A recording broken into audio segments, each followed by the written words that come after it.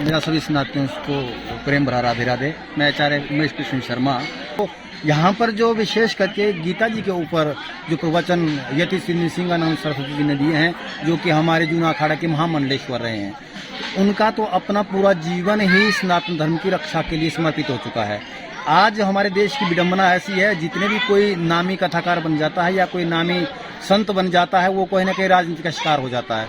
उसको फिर वही बातें बोलनी पड़ती है जो राजनीति से प्रेरित होकर बोलनी पड़ती है। वो तो अभी हमारे हिंदुओं में, यहाँ पूरे भारतवर्ष की बात कहूँगा, जो हमारे एक का यहाँ पर नारा लग चुका है। पहले तो हमारा एक हम दो हमारे दो थे, अब तो हम दो हमारा एक हो चुका है। हमारी जनसंख्या तेजी से घट रही है पूरे भारतवर्ष में। तो इसके बारे में ना ही तो कोई कानून है, हमने बिना कानून की ये चीज मान ली है पूरे सनातन ने। तो इसमें जो जूना अखाड़ा के महामंडलेश्वर आए हैं, उन्होंने एक ही बात कही है, या तो कानून पूरे भारतवर्ष में सबको एक बराबर हो, या तो फिर कानून हमारे लिए ही क्यों हो। और जो दूसरे धर्म के लोग भारतवर्ष में हैं, उनका एक अपना शरिया कानून भारत में लागू होता है और भारत के लिए संविधान के अनुसार पे सारे दंड प्रणाली यहाँ पर की जाती है। ये जो कथाएं अलग अलग जगह पे हो रही हैं, वहाँ पे इसका ज्ञान नहीं दिया जा रहा है, इसका मुख्य कारण क्या मानते हो आप? देखिए, यहाँ पर हमारे धर्मशास्त्रों में बोला है कि विप्रेर भागवती वार्ता गे जने जने कारित कण लोभेना कथा सारस्तोगता। इसका अर्थ ये हो रहा है कि बहुत सारे धर्म अनुरागी, वो चाहे कथाकारों में होंगे, वो चाहे संत में होंगे, वो कहीं अपना स्वार्थ देख रहे हैं। जहां उनको राजनीति की नजरों में भी सही रहना है, उनको धर्म उस दृष्टि से दिखाना जिससे कि उनके अपनी जय जयकार हो सके। देखो, ऐसा है, अगर हम किसी राजनीति से ग्रसित है तो हम माया से ग्रसित हैं। माया का मतलब सिर्फ धन नहीं है। माया का मतलब ये है कि हम स्वतंत्र है, राजा, साधु और ब्राह्मण, हम बिल्कुल स्वतंत्र, हमारे ऊपर किसी का राज नहीं है। क्या गुरुओं को ऐसा करना ठीक है? ये आवश्यकता है। आप बताइए, हमारी आवश्यकता है। हमारे गुरुकुल परंपरा सब खत्म हो गई, स्कूलों की एजुकेशन हमारी आ चुकी है। हम सिर्फ नाम के हिंदू रह चुके हैं, पूरी तरह से हम क्रिश्चियन बन चुके हैं।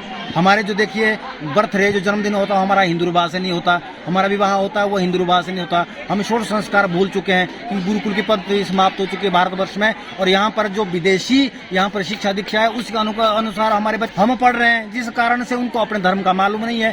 तो ये हमारी विवशता है कि हमें अपने व्यासपीठ से अपने सनातन धर्म की जागृति के लिए ये कदम उठाने पड़ रहे हैं।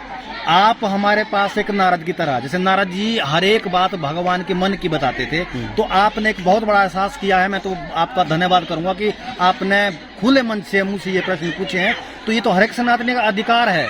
आज तो जूना अखाड़ा के महामंडलेश्वर जी यहाँ पर उपस्थित हुए हैं। मैं ये कहता हूँ कि सनातन धर्म में जितने भी संत हैं, जितने भी कथाकार हैं, जितने भी धर्म अनुरागी हैं, उन लोगों को, ये सब लोगों को ये कदम उठाना चाहिए जो हिंदू जागृति के लिए उसको अपना जो सत्य धर्म है उसका ही उसको निरूपण करना चाहिए। ये हर एक, ये जूना अखाड़े की बात नहीं है, हर एक धर्म अनुरागी को ये करना चाहिए। आपके द्वारा मैं पूरे भारतवर्ष को कहना चाहता हूँ, हिमाचल प्रदेश को तो कहना चाहता हूँ, आप 2 घंटा पहले भजन कर लीजिए, 2 घंटा बाद में भजन कर लीजिए, कथा के बीच में भी भजन गाइए। बोला है कि नाम संकीर्तनम यस्य सर्व पाप प्रणाशनम। भागवत इसी का अनुमति देता है कि आपके संपूर्ण पाप नष्ट हो जाते हैं नाम संकीर्तन करने मात्र से। पर नाम संकीर्तन उतना ही आप करें जिसका अर्थ कुछ धर्म के लिए निकल रहा हो।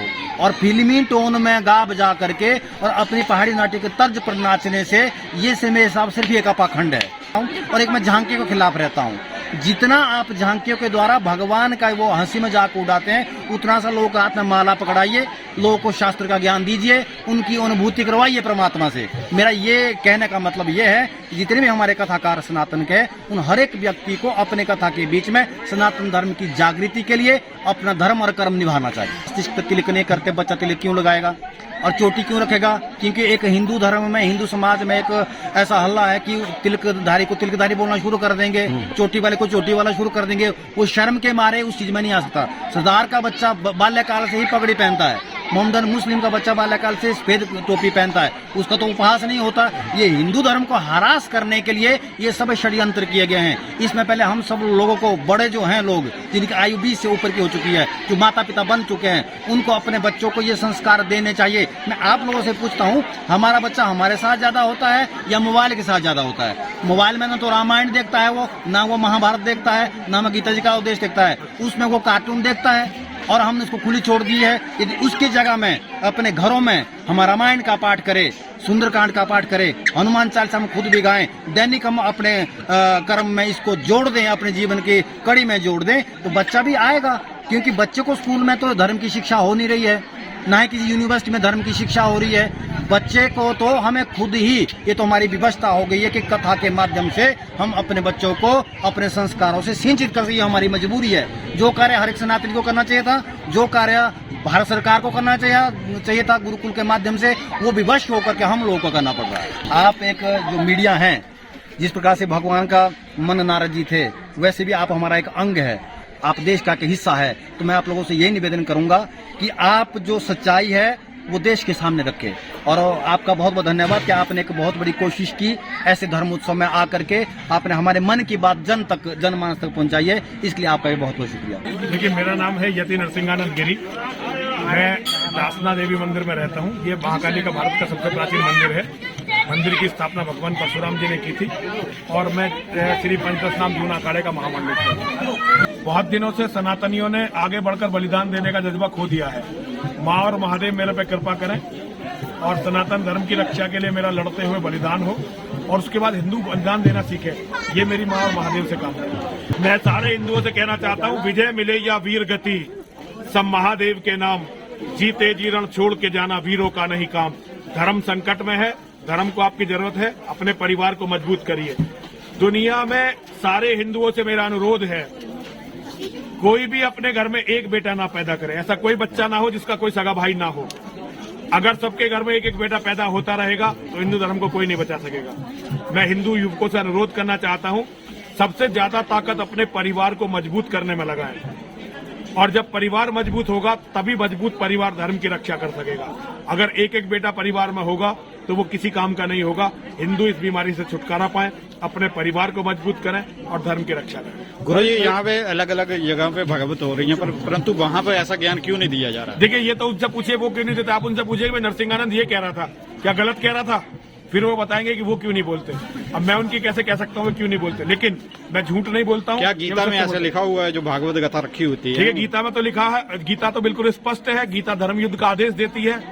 गीता कहती है कि जो युद्ध को छोड़कर जाते हैं, तो ये प्रवचन वो वहाँ पे नहीं करते, इसका मुख्य तो ये कारण उनसे क्या? पूछे क्यों नहीं करते, ये उन्हें बताना चाहिए वो क्यों नहीं करते। देखिए, गीता है क्या? गीता तो धर्म के लिए युद्ध है जी। गीता एक ऐसा व्यक्ति जो युद्ध छोड़कर जा रहा था, उसे धर्म के लिए युद्ध में लगाने के लिए गीता दी गई थी और ये भगवान का शाश्वत संदेश है। जब धर्म को आवश्यकता है तो हम युद्ध नहीं छोड़ सकते, यही तो गीता का संदेश है। सर, गुरुजी आपके प्रवचन सुन के यहाँ पे एक शास्त्री बैठे थे, उन्होंने हर एक अपना जो ध्यान था वो अलग तरीके से करने का संकल्प लिया, क्या कहेंगे आप? देखिए, मैं उनका बहुत बहुत धन्यवाद देता हूँ। उन्होंने हमारी बात को सुना और समझा और ये संकल्प लिया कि वो जो सत्य हम बताते हैं वही सारी दुनिया को बताएंगे। मैं उनका बहुत बहुत साधुवाद देता हूँ। माँ और महादेव उन्हें यश दें, उन्हें कीर्ति दें, उन्हें धन दें, उन्हें बल दें और उनकी बात पूरी दुनिया तक पहुंचे, ये मेरी कामना। ये बताई जानी चाहिए। मुझे तो अभी समय नहीं मिला, अगली बार अगर आया तो और भी ज्यादा बताऊंगा। कर्ण और अर्जुन ये भगवान के दो ऐसे शिष्य थे, ऐसे दो उनके प्रेमी थे, उनके दो ऐसे भक्त थे जिनके माध्यम से हम धर्म को समझ सकते हैं। जब वीर रस हमारे जीवन में नहीं रहा तो फिर कोई भी रस हमारे जीवन में नहीं बचेगा। भगवान की शिक्षाओं को जितना अर्जुन और कर्ण ने सीखा, इतना किसी ने सीखा नहीं। इसीलिए इन्हीं के माध्यम से धर्म बताना चाहिए। माँ की और महादेव की कृपा से हमें सत्य बताना था। सत्य को संगीत की जरूरत नहीं है। सत्य अगर दंगा भी सुना जाए तो भी अच्छा लगता है। और मेरी माता और बहनों से पूछे कि उन्हें भागवत कैसी लगी। हो सकता है उन्हें ये लगा हो कि अगर संगीत होता तो और अच्छा लगता, तो ये मैं नहीं कह सकता, लेकिन मुझे ये लगता है कि कथा इसी तरह होनी चाहिए। कथा में ज्यादा धन नहीं खर्च होना चाहिए, कम खर्च होना चाहिए। लेकिन जैसे यहाँ रहा रोज व्यवस्था भंडारे की, कथा से पहले कथा के बाद, ये व्यवस्था हर जगह होनी चाहिए। हमारे पूर्वज नाम की पुस्तक भी मिलती थी, अब वो खत्म कर दी गई है। षड्यंत्र है हमें कमजोर करने का, हमारी जड़ों से काटने का। अब मैं मोदी सरकार से अनुरोध करता हूँ, शिक्षा नीति पर ध्यान दें। धन्यवाद। जय हो, हर हर महादेव।